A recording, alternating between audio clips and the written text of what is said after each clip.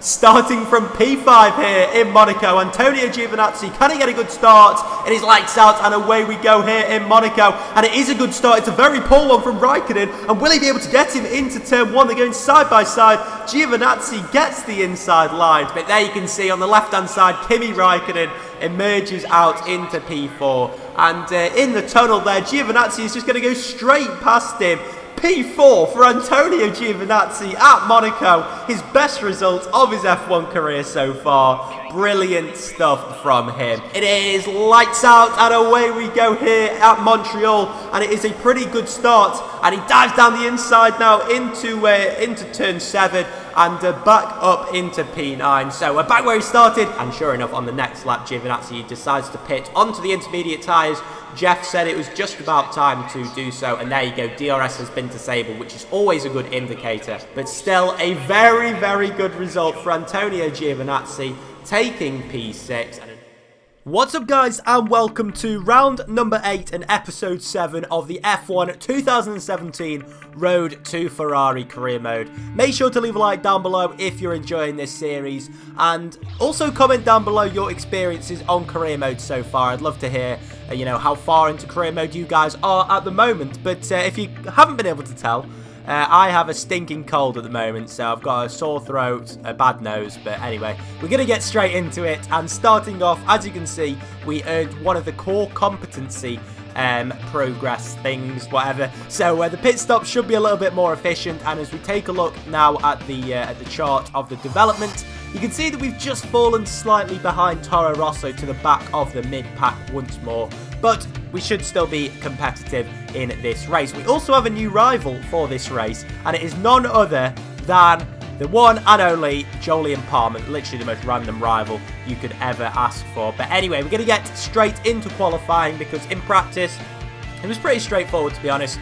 Giovinazzi managed to complete all of the qualifying programs with the through the purple, and yeah, earning maximum resource points. So as you can see, it was a wet qualifying, and Giovinazzi really struggling with these new curbs at Baku. You can see they're so much more aggressive, getting a lot of wheel spin there out of the penultimate corner, and coming across the line for his first time lap, he goes up into P9. But unfortunately, after he did that lap, there was heavy rain that Jeff said on the radio, so yeah, it was pretty difficult to improve after that. So the Haas guys wheeled Giovinazzi back into the pit lane, and you can see on his dashboard there into P11, and unfortunately that was the end of the session. So this was with about at least 5 minutes to go, and you'll be able to see where he ended up in a minute. But it was Lewis Hamilton and Valtteri Bottas lining up on the front row for Mercedes, with Vettel and Verstappen in behind. So a poor qualifying from Kimi Raikkonen, and Ricciardo taking advantage of that in P5. Giovinazzi's rival was in P9, in fact, Jolyon Palmer, with Giovinazzi managing P15, and the 5 cars behind him, for some reason, didn't set a qualifying time. So he's got Kimi Raikkonen starting behind him. Also his teammate and Esteban Ocon, the notable drivers, starting low down on the grid. But as you can see, it is a dry race, which is, of course, good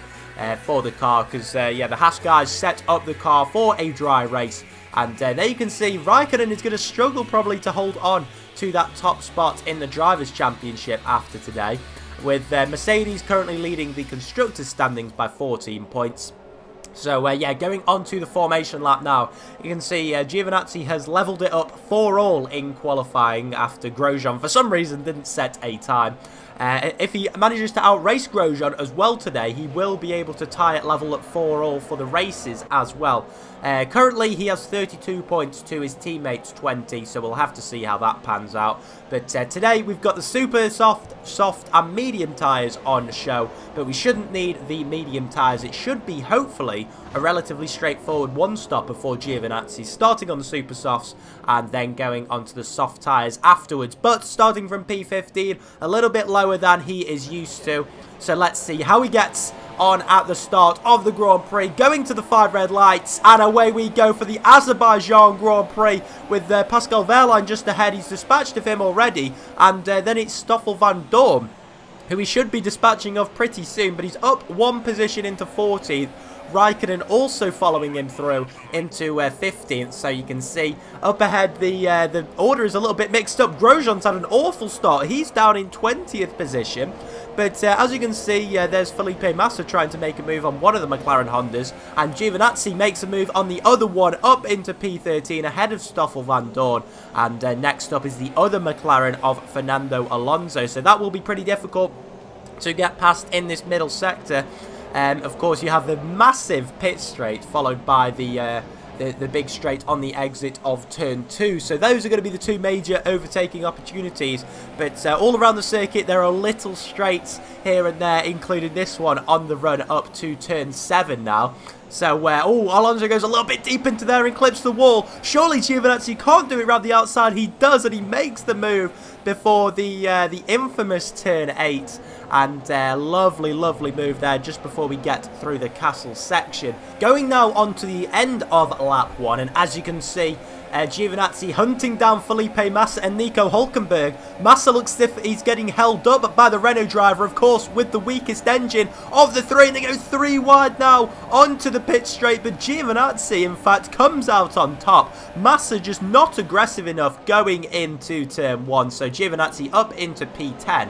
And now as we skip onto lap 2, we're taking a look at a collision between Van Dorn and Ericsson. They go careering into the castle section, turn 8 corner, and that has brought out the safety car. And wow, that was just a case of neither of the AI wanting to back out of it. And that has, of course, brought out the safety car, as I said, on lap 2. So at the end of lap 4, it was only a short safety car stint, fortunately.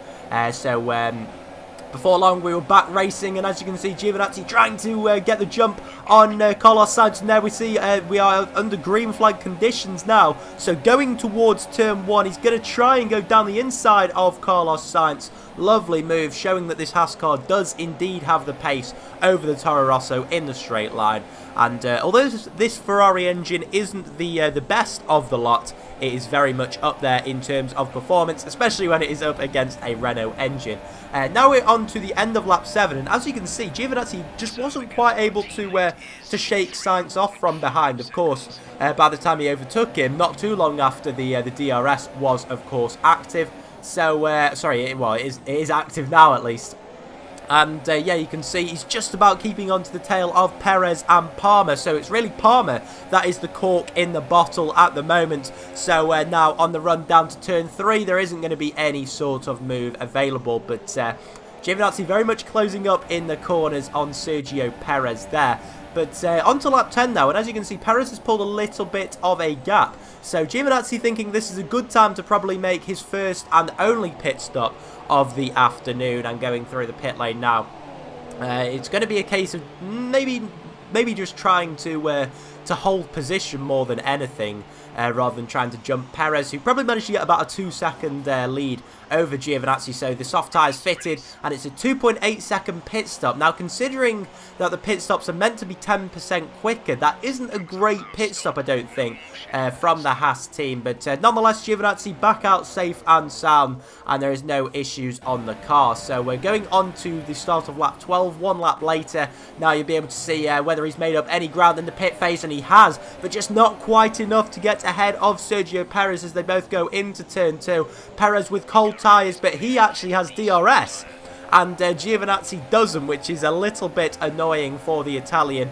And sure enough, as they go down to turn 3, I don't think he's going to be quite close enough, despite a good exit off turn 2, to make a move on the Mexican driver. So as they go into the middle sector, he has to just persevere for the meantime. But Giovinazzi actually ran rich mix for the entire lap. You can see he's got a lot of extra fuel to burn as a result of that safety car period. So he's up into rich mix now, and Romain Grosjean enters the pit lane. So fortunately, Giovinazzi doesn't need to come into the pit lane. In fact, he is concentrating very much on overtaking Sergio Perez at the moment. He goes to the inside on the DRS, and almost takes the line of going into the pit lane, just trying to break that slipstream from Sergio Perez. But as he goes into turn 1, you can see he actually jumps Julian Palmer in the pit phase, and that is a very, very good, very good undercut from Giovinazzi, who finds himself up in P6 now. after Felipe Massa comes into the pit lane. So Lance Stroll has had a very, very good race so far. He's currently up in P4, having also made his one and only pit stop. So he's going to be the man to try and hunt down at the moment, although he may be looking behind him, Giovinazzi, at the fact that he's got Kimi Raikkonen, and also now he has Lewis Hamilton behind him, who is on a two-stop strategy as well. So on to lap 18, you can see Raikkonen in his mirrors is going to try and move down the inside into turn 3, and he goes for a diving move. Is he going to be able to pull it off? I think he is, although Giovinazzi will now have the inside line going into turn 4, and he has just about managed to resist that as they go towards the middle sector now.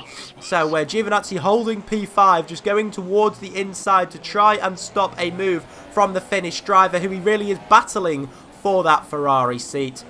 And sure enough, he did manage to fend off Raikkonen.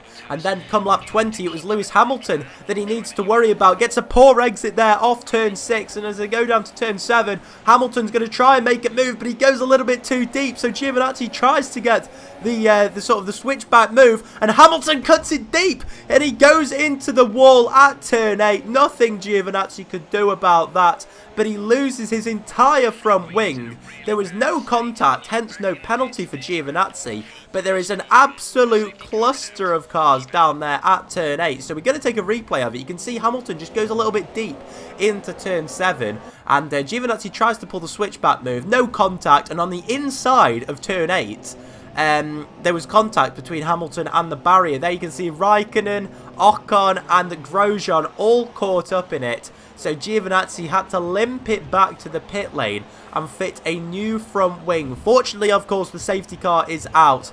But what a dramatic end this is going to be to the Azerbaijan Grand Prix.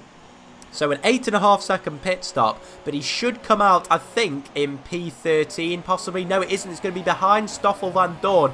But, of course, Giovinazzi has those super soft tyres, and he has a lot of fuel to burn as well. You can see he's already plus 0.8 laps of fuel. And sure enough, by the end of the safety car phase, that was up to 1.5 laps. But at the moment, the main concern is the fact that Van Dorn is yet to catch the safety car train, and the safety car is in at the end of the lap. But fortunately, as you can see, as we go towards the final corner, they have just about caught up with the safety car train, and just literally as it says, prepare to resume racing. So Giovinazzi can breathe a sigh of relief, and he'll be looking to dispatch of Van Dorn straight away now as we go to green flag racing. Giovinazzi already pulls the move on Van Dorn up into P13, and next up is Kimi Raikkonen, and he catches the Finn napping down the inside. Raikkonen didn't see Giovinazzi coming. He is on the soft tyres, obviously didn't have any damage from that incident, or else he surely would have gone for the super softs. So everybody ahead, by the looks of it, is on the soft compound tyres. So Giovinazzi has the advantage on tyres, and is he going to be able to make a diving move on Daniel Kvyat? Yes, he is. What an overtaking move that is, as Grosjean now locks up, meaning he has a poor exit off turn 3, and down the inside of turn 4 goes Giovinazzi. Grosjean not fighting too hard because he knows that his teammate can score some valuable points for the Haas team this afternoon.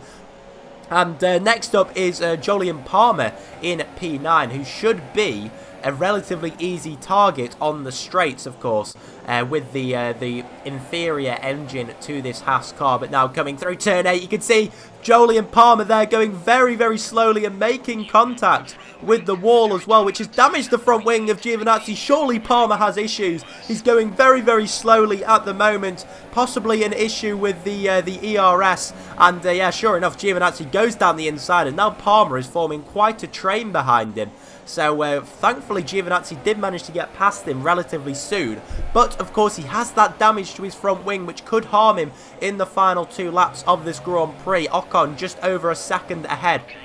But coming now later on into lap 25, a lap later, the gap is well under a second now. You can see there is Ocon, Hülkenberg, and a couple of other cars who are currently fighting for the top 5. So Ocon as well, going very slowly, just doesn't have the grip on these soft tyres. Giovinazzi sort of bails out of the move, but now coming towards the back of the circuit, Ocon goes wide into turn 15, and as they go towards turn 16, Giovinazzi up into P7. And what a final few laps this has been, as he gets a little bit of a tank slapper on the exit of turn 16. But going on to the final lap of the Grand Prix, there's issues for Carlos Sainz, who's had such a good race, and he is going to fall right now down, possibly out of the points, if he doesn't manage to make it to the checkered flag. Awful luck for him.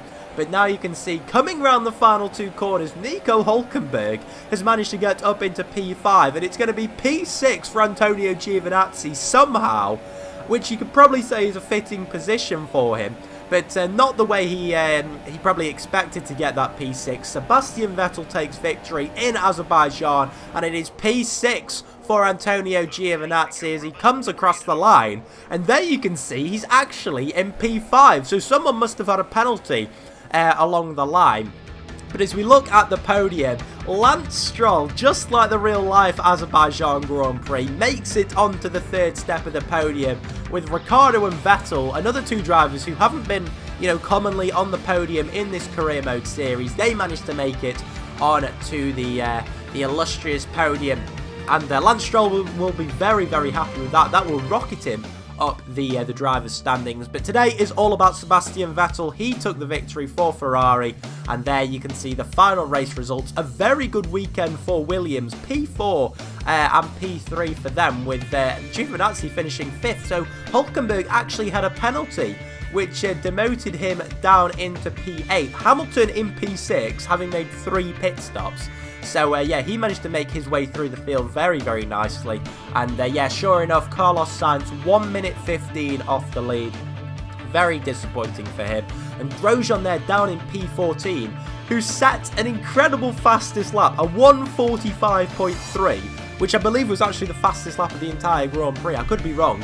But, yeah, Kimi Raikkonen somehow manages to keep that top spot in the drivers' standings, with Hamilton now just 4 points behind him, and Vettel just about getting in on the act. Giovinazzi up into P8, ahead of Verstappen, in fact, in the drivers' standings at the moment. Haas, however, are down into P6 after a wonderful race for Williams, in which they took 27 points.